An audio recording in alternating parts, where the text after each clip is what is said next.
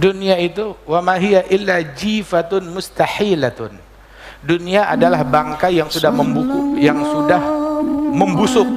Dunia adalah bangkai yang sudah membusuk, bentar lagi pecah. Dan di sekeliling bangkai tersebut ada anjing-anjing yang mengelilinginya, yang berebutan. Kalau ente mendekat pengen ikut ngambil, siap digigit, siap digonggong, siap dicakar sama tuh anjing, siap najis. Mungkin dapat, mungkin enggak. Kalaupun dapat, kemenangan apa yang kamu dapat? Cuma bangkai yang busuk. Tapi setelah, kalau orang mau dunia, bergaul sama anjing, siap-siap untuk najis, siap digigit dan menggigit.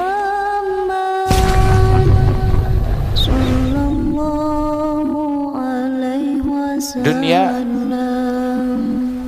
itu membuat orang sedikit daripada dunia tersebut, bikin orang jadi makin haus, pengen banyak. Kalau dia menghalalkan sesuatu yang haram sedikit, dia bakal menghalalkan haram-haram yang banyak. Seperti tadi, awalnya dia cuma makan tanpa izin, terus dia menjadi berbohong, kebohongan demi kebohongan, hingga akhirnya dia tamak dan serakah, berujung kepada pergaulan dengan para penyamun, dengan para penjahat. Sampai dibilang man lam ya'rifid dunya fa inni a'rifuha. Yang enggak tahu tentang dunia, saya tahu kok dunia. Saya udah nyobain manisnya dan pahitnya, kata Imam Syafi'i. Dunia itu wa ma hiya illa jifatun mustahilatun. Dunia adalah bangkai yang sudah membusuk. Dunia adalah bangkai yang sudah membusuk, bentar lagi pecah. Dan di sekeliling bangkai tersebut ada anjing-anjing yang mengelilinginya, yang berebutan. Kalau ente mendekat pengen ikut ngambil, siap digigit, siap digonggong, siap dicakar sama tuh anjing, siap najis. Mungkin dapat, mungkin enggak.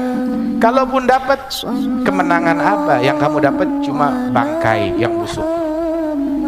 Tapi setelah, kalau orang mau dunia, bergaul sama anjing, siap-siap untuk najis, siap digigit dan menggigit, rabies.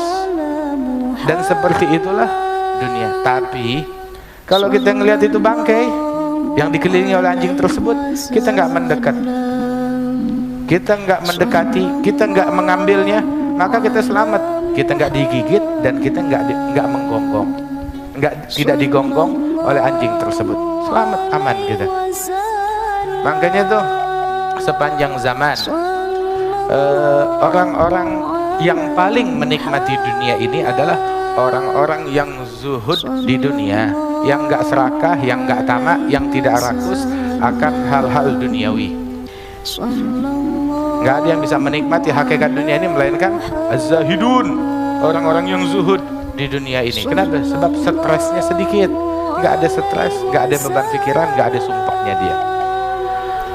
Kemudian di dalam hadis yang berikutnya Rasulullah SAW bilang, huffatil jannatu bil makarih wa huffatin naru bisyahwat. Surga dikelilingi dengan hal-hal yang sulit, yang susah. Neraka dikelilingi dengan syahwat. Hadis rawahu Muslim. Waktu Allah Ta'ala menciptakan surga, Allah Ta'ala bilang sama malaikat Jibril, samperin tuh surga, lihat. Begitu melihat, takjub malaikat Jibril.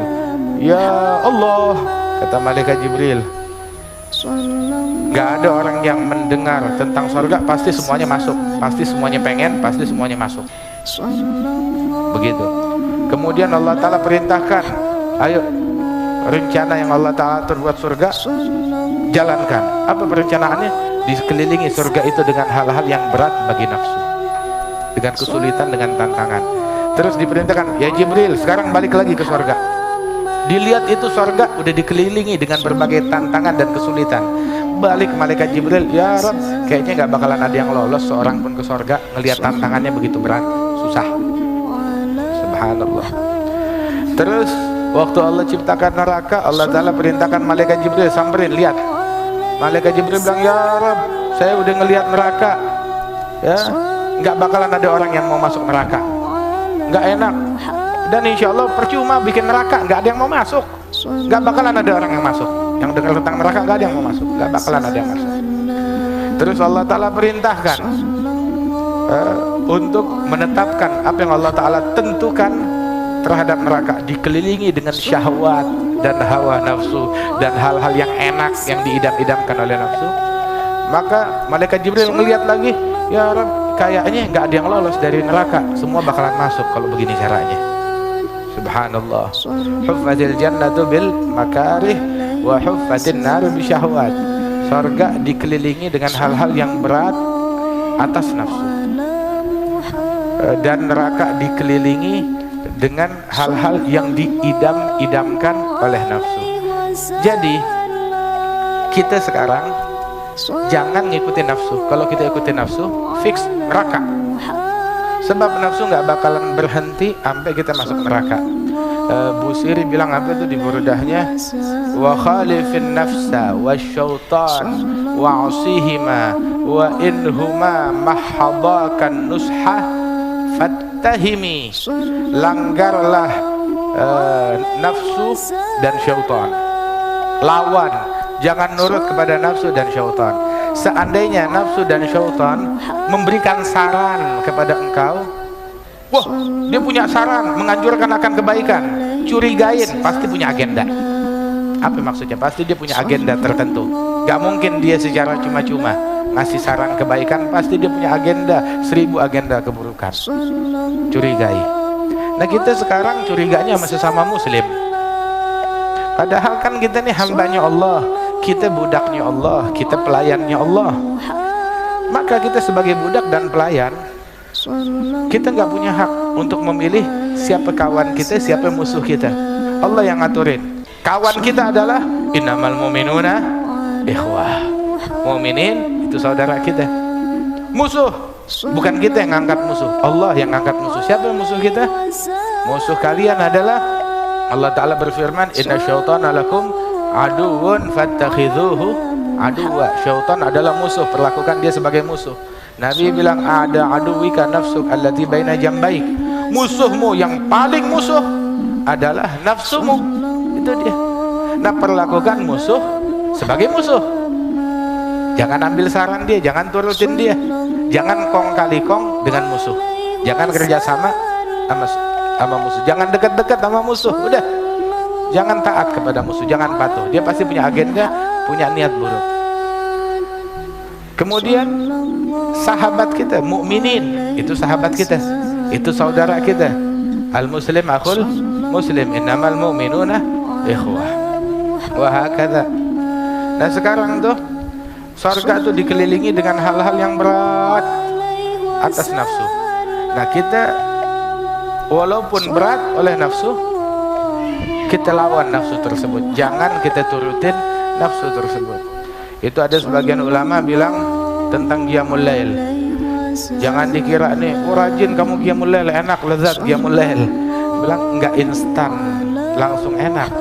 Kabatul laila 20 sanah wa tana'amtu biha 20 sanah ukhra. Saya merasakan pahitnya bangun malam selama 20 tahun. Pahitnya saya rasain bangun malam 20 tahun. Dan setelah 20 tahun merasakan pahit dan susah payah, baru saya merasakan nikmat dan kelezatan qiyamul lail 20 tahun kemudian. Ini kita, oh saya nih malam mau tahajud 2-3 hari tahajud, kok saya belum jadi wali ya? Batal, nggak jadi tahajud lagi. Kenapa? Habis lama banget jadi walinya, udah 3 hari belum beres-beres juga, belum selesai juga. Nah, ini 20 tahun. Walamma balagna minan nafsi masyag nilnal muna. Ketika kita mencapai dari nafsu kita pencapaian yang berat buat nafsu, nah barulah di situ kita mencapai puncak harapan. Ketika kita melanggar nafsu tersebut, sampai tuh orang-orang yang nafsunya udah ditaklukkan, mereka bilang, "Lau kana ahlul jannah ala mithli ma nahnu alaih, innahum lafi 'aishin thayyib." Kalau seandainya penghuni sorga merasakan yang kita rasakan dari kedamaian, kenikmatan, berarti sorga itu nikmat. Subhanallah. Allah ya ja'alna insyaallah min ahlil jannah. Jadikan kita orang yang nafsunya udah benar. Waqala Rasulullah sallallahu alaihi wasallam, khamsun haqqul muslim 'alal muslim. Haknya muslim itu ada 5. Jadi sekarang benernya sih nggak berat-berat banget. Mau masuk surga nggak susah. Ada satu orang datang kepada Rasulullah, ya Rasulullah, saya mau sholat, apa yang diwajibkan sholat? Bilang 5 waktu. Ada yang lain? Nggak ada, kecuali yang sunnah. Terus apa lagi? Puasa. Kapan? Bulan Ramadan. Selain Ramadan ada lagi yang wajib? Nggak ada, kecuali kalau anda kerjain yang sunnah. Haji bagi yang mampu, zakat bagi yang mampu. Terus itu orang dia pulang, dia bilang, wallah la azid ala dzalik wala anqus. Demi Allah, enggak saya lebihin, enggak saya kurangin. Nabi bilang, kalau betul demikian, kamu beruntung, dakhalal jannah, kamu masuk surga. Itu doang. Kita salat 5 waktu aja tuh kita udah untung besar. Selamat masuk surga. Nah, cuma salat kita benerin. Perbaiki salat kita. Salat 5 waktu laksanakan berjamaah. Sebisa mungkin berjamaah. Kalau perlu, terutama jamaah isya dan jamaah subuh. Itu yang paling penting. Seandainya kaum munafikin tahu akan anugerah Allah yang tersembunyi dalam jamaah isya dan subuh, mereka bakal datang ke masjid buat jamaah isya dan subuh walaupun dengan ngerangkak. Hatta lagi sakit keras, tetap datang. Sakit, resikonya mati, tetap jamaah isya dan subuh, saya nggak mau tinggal. Begitu. Subhanallah.